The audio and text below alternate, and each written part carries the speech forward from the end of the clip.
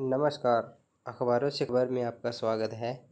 आज शुक्रवार 12 जून 2026 को मुख्य रूप से प्रकाशित की गई खबरें इस प्रकार हैं। 8वीं के छात्र इतिहास के पाठ्यक्रम में पढ़ेंगे सिख गुरुओं का इतिहास। जागरण में छपी खबर अनुसार मुख्यमंत्री नायब सिंह सैनी ने सिख समाज से किया महत्वपूर्ण वादा पूरा करते हुए 8वीं कक्षा के इतिहास के पाठ्यक्रम में सिख गुरुओं व बाबा बंदा बहादुर से जुड़े इतिहास को शामिल करा दिया गया है। अब स्कूली बच्चे सिख गुरुओं के साथ साथ बाबा बंदा सिंह बहादुर जी के त्याग, बलिदान और आदर्शों की जानकारी प्राप्त कर सकेंगे।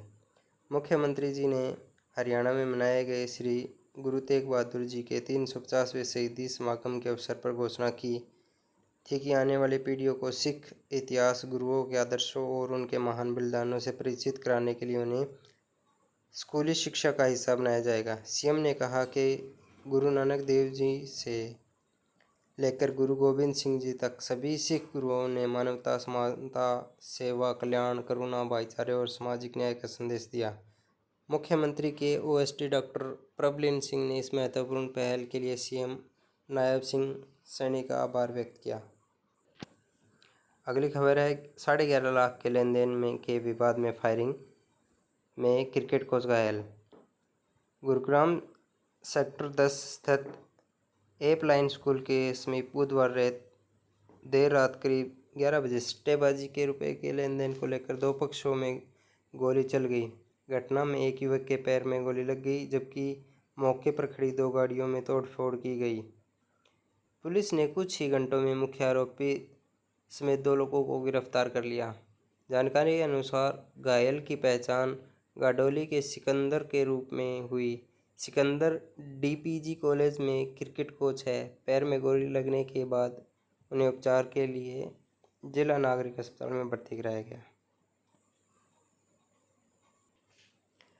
अगली खबर है फरीदाबाद से, जहां पे प्रतापगढ़ स्थित मेन पंपिंग स्टेशन के टैंक में मंगलवार को दो सफाई कर्मियों की मौत मामले में आरोपित ठेकेदार की गिरफ्तारी भी नहीं हो पाई है। सेक्टर 19 में मास्टर सिविल लाइन में सफाई के दौरान वीरवार दोपहर दम घुटने से नगर निगम के सीवरमैन की मौत हो गई है। पलवल निवासी जोगिंदर ने ऑक्सीजन मास्क व सेफ्टी बेल्ट नहीं पहना था।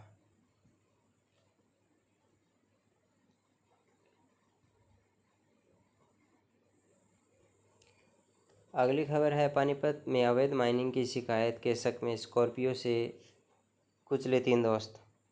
पानीपत गांव डिकाडला में बुधवार देर रात 3 दोस्तों को स्कॉर्पियो से कुचलकर मार डाला।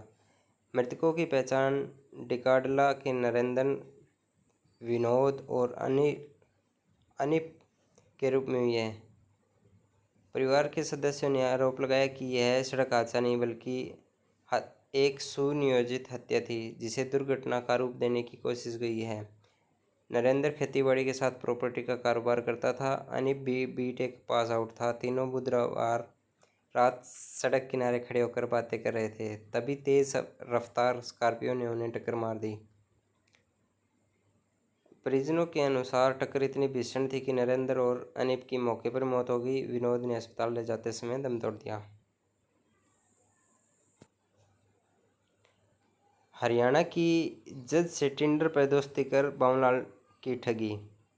अब ठग इतने एडवांस हो गए हैं कि वो किसी को भी ठगने से बाज नहीं आ रहे हैं। इसी से संबंधित एक सोशल मीडिया पर टिंडर के जरिए हुई दोस्ती में 52,81,000 रुपये का ट्रांसफ़र और हनी ट्रैप के आरोपों से जुड़े मामले में आरोपित को जमानत याचिका पर सुनवाई के दौरान चुकाने वाला मामला सामने आ गया। पटियाला हाउस स्थित अतिरिक्त स्तर न्यायाधीश की अदालत में केवल आरोपित के आचरण पर ही नहीं बल्कि जांच की दिशा में सवाल प्रस्तुतिकरण पर भी सवाल उठाए हैं। अदालत ने कहा कि उपलब्ध रिकॉर्ड कई महत्वपूर्ण तथ्यों की ओर इशारा करते हैं, लेकिन जांच एजेंसी अब तक बुनियादी डिजिटल साक्ष्य नहीं जुटा पाई हैं। अगली खबर है कार टायर था पंचर, हाईवे पर मदद मांग रहे दो दोस्तों को ट्रक ने कुचला। फतेहगढ़ साहिब हाईवे पर गांव जूनपुर पर मैकडी के नज़दीक बुधवार रात 2 बजे हुए हादसे में हरियाणा के कैथल जिले के 2 युवकों की मौत हो गई। उनके तीसरे साथी का बचाव हो गया क्योंकि वह उनसे दूर खड़ा था। तीनों ने यूरोप जाने के लिए वीज़ा अप्लाई किया था और उसी सिलसिले में बायोमेट्रिक के लिए जालंधर जा रहे थे। कार का टायर पंचर होने के कारण मदद मांगने के लिए सड़क किनारे खड़े थे। युवकों को अम्बाला की तरफ से आए तेज़ रफ्तार ट्रक ने कुचल दिया।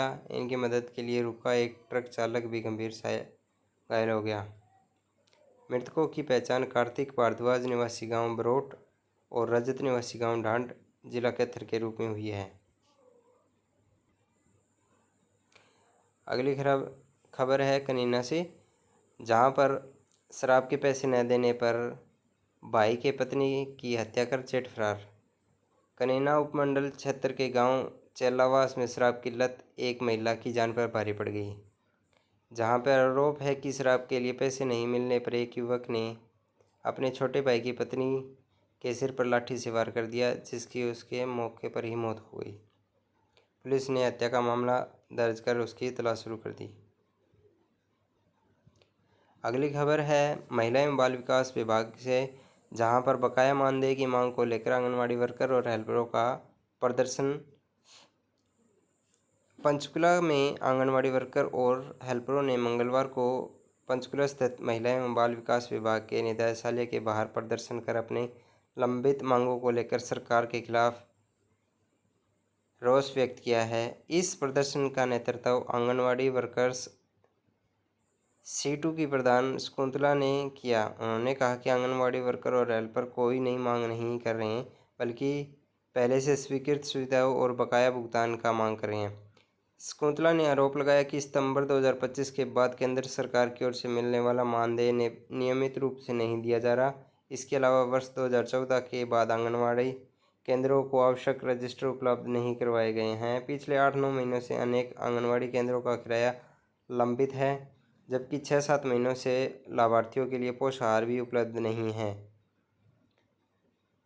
प्रदर्शनकारियों ने यह भी आरोप लगाया कि विभाग द्वारा ऑनलाइन कार्य के लिए दिए गए मोबाइल फ़ोन गुणवत्ताहीन है और उन पर लगातार काम का दबाव बनाया जाता है। शकुंतला ने बताया कि पिछले आंदोलन के दौरान हरियाणा में 975 आंगनवाड़ी वर्करों की सेवाएं समाप्त कर दी गई थी। समझौते में टर्मिनेशन अवधि का मानदेय देने का आश्वासन दिया था, लेकिन 2-3 जिलों को छोड़कर अधिकांश जिलों में अभी तक उनके मानदेय का भुगतान नहीं किया गया है। अगली खबर है फरीदकोट से, जहां पर एक तेज रफ्तार कार की टक्कर से बाइक सवार पिता की मौत हो गई है। फरीदकोट नानकसर बस्ती के पास वीरवार दोपहर तेज रफ्तार कार ने बाइक में को टक्कर मार दी। हादसे में बाइक सवार पिता और उसकी 2 छोटी बच्चियों की मौत हो गई, जबकि उसकी पत्नी गंभीर घायल है। मृतकों की पहचान बलकार सिंह और उसकी 2 वर्षीय बेटी गुरलीन कौर, 1 वर्षीय बेटी मन्नू गांव बीड़ चहल के रूप में हुई। बाइक को टक्कर मारकर चालक फरार हो गया है। पुलिस ने तलाश शुरू कर दी है। गांव बीड़ चहल निवासी 32 वर्षीय जितेंद्र उर्फ मेजर सिंह अपनी पत्नी व 2 बच्चियों सहित मोटरसाइकिल पर दवाई लेने के लिए मल्लावाला गांव गया था।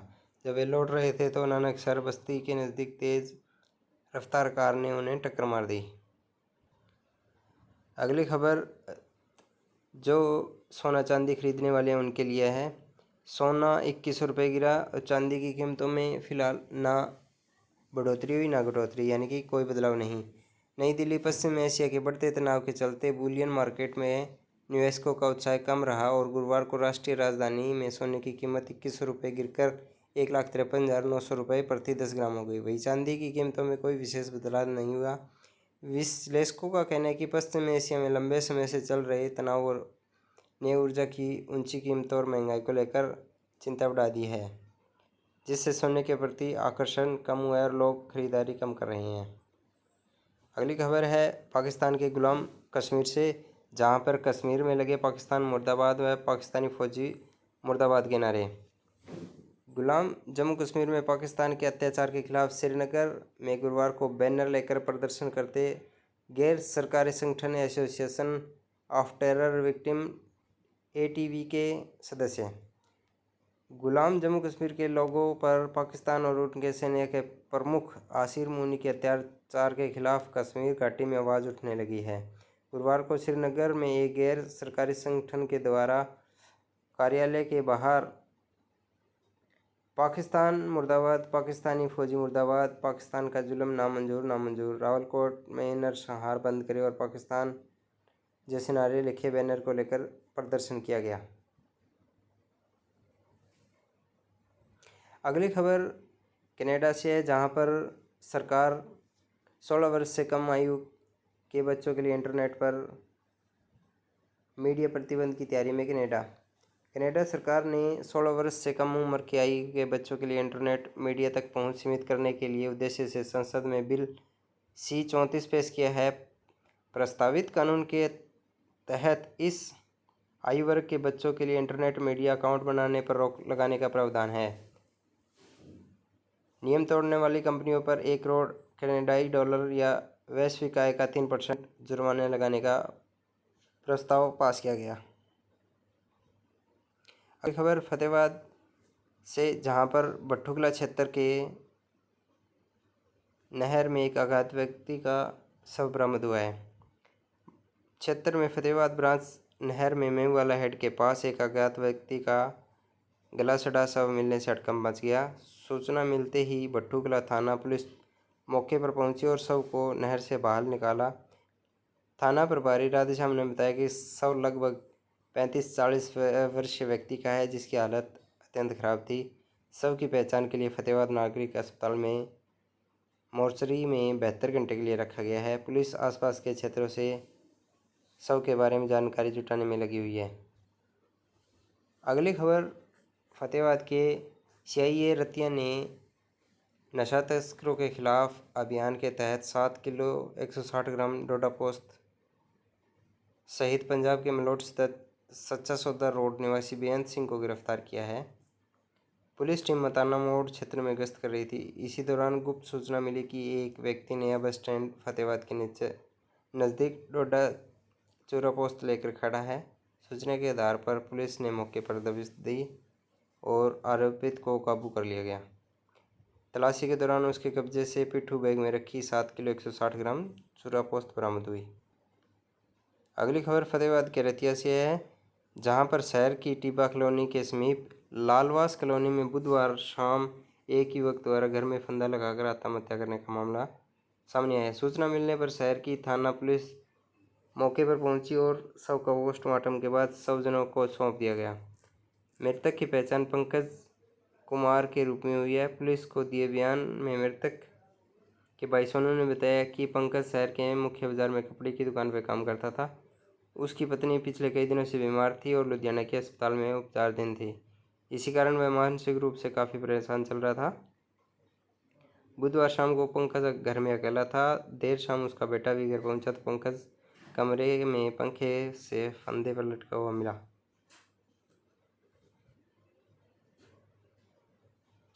अगली खबर है टोहाना से। टोहाना पुलिस ने अवैध हथियार रखने वालों के खिलाफ कार्रवाई करते हुए टोहाना की इंदिरा कॉलोनी निवासी गुरप्रीत सिंह को अवैध पिस्तौल सहित गिरफ्तार किए। पुलिस टीम रेलवे रोड से सिंबल रोड की ओर गश्त कर रही थी। जब टीम ITI टोहाना के पास पहुंची तो सामने से आ रहा युवक पुलिस वाहन देखकर घबरा गया और वापस मुड़कर तेजी से चलने लगा। संदेह होने पर पुलिस ने उसे काबू कर तलाशी ली। तलाशी के दौरान उसके कब्जे से 32 बोर का अवैध पिस्तौल बरामद हुआ। पुलिस ने आरोपी को खिलाफ मामला दर्ज कर लिया है। अगली खबर है, स्कूटी की टक्कर से युवक की मौत, चालक पर मामला दर्ज। शहर के भट्टू रोड पर बाइक सवार युवक की मौत के मामले में पुलिस ने स्कूटी चालक के खिलाफ केस दर्ज कर जांच शुरू कर दी है।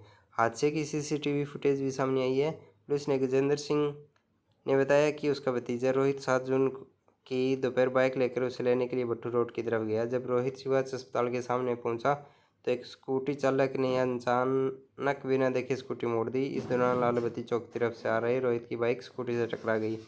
आसपास के लोगों ने उसे तुरंत शहर के एक निजी अस्पताल में पहुंचाया। हालात गंभीर होने पर डॉक्टरों ने उसे हिसार रेफर किया, जून को उपचार के दौरान उसकी मौत हो गई। अगली खबर है रतिया में सरकार ने रतिया निवासी एवं भाजपा के पूर्व जिलाध्यक्ष बलदेव गिरोह को राज्य अनुसूचित जाति वित्त एवं विकास निगम के चेयरमैन के रूप में नियुक्त किया है।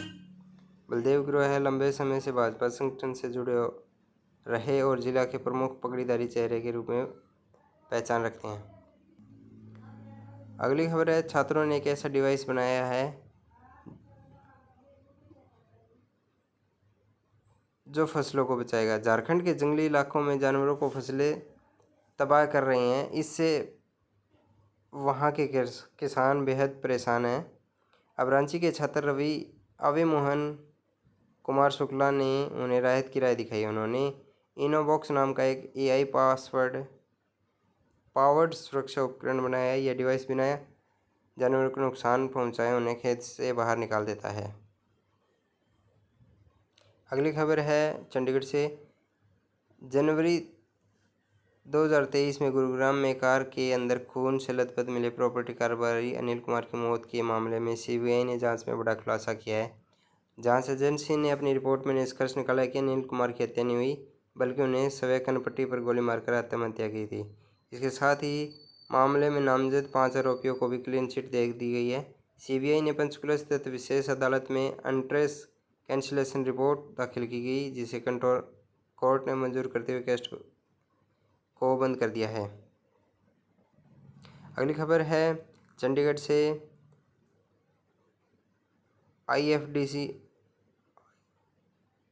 IDFC फर्स्ट बैंक से जुड़े बहुचर्चित सरकारी फंड घोटाले में प्रवर्तन निर्देशालय ने हरियाणा के विकास एवं पंचायती निदेशक कार्यालय में तैनात तत्कालीन सुपरिटेंडेंट नरेश कुमार को गिरफ्तार किया। ED को चंडीगढ़ जोनल ऑफिस के आरोपी को गुरुवार सुबह कोर्ट में 4 दिन का रिमांड मंजूर करवाया है।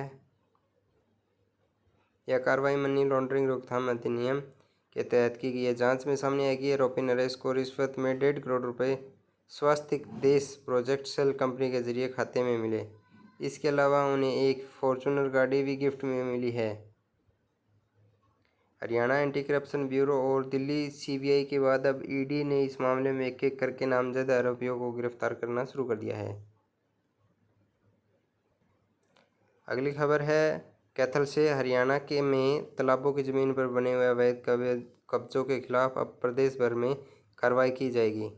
पंजाब एवं हरियाणा हाई कोर्ट की सख्ती के बाद हरियाणा तालाब एवं अपशिष्ट जल प्रबंधन सभी 22 जिलों के DC को तालाबों से अतिक्रमण हटाने के कार्रवाई सर्वोच्च प्राथमिकता से पूरे करने के आदेश दिए गए हैं। अगली खबर है FIFA वर्ल्ड कप से, जहां पर अर्जेंटीना और पुर्तगाल दोनों टीमें FIFA वर्ल्ड कप में अलग अलग ग्रुपों में अंतिम 8 में भिड़ सकते हैं रोनाल्डो और मेसी।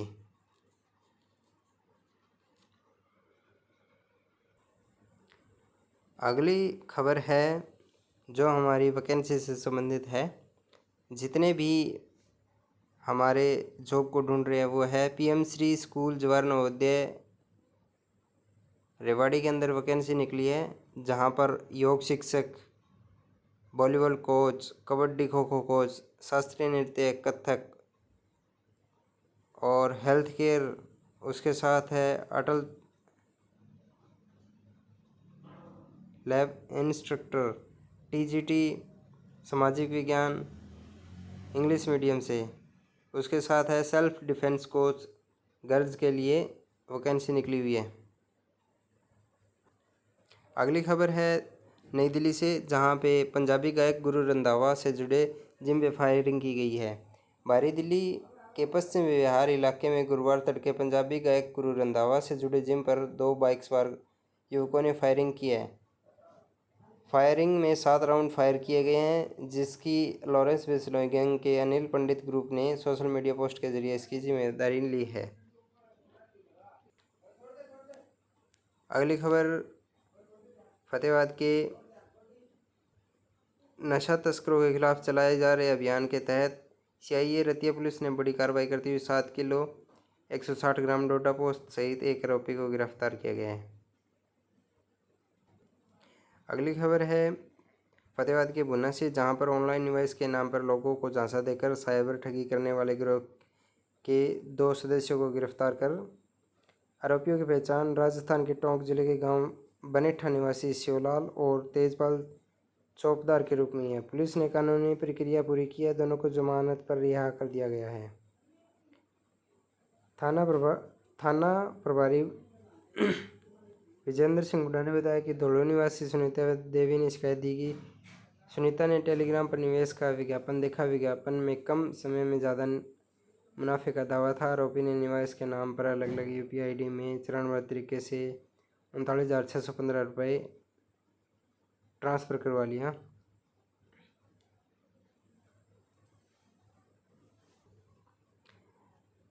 रकम जमा होने के बाद भी जब लाभ न मिला, न निवेश की गई रकम वापस हुई, तब सुनीता को साइबर ठगी का पता चला और उन्होंने पुनः पुलिस थाने में शिकायत दर्ज करवाई।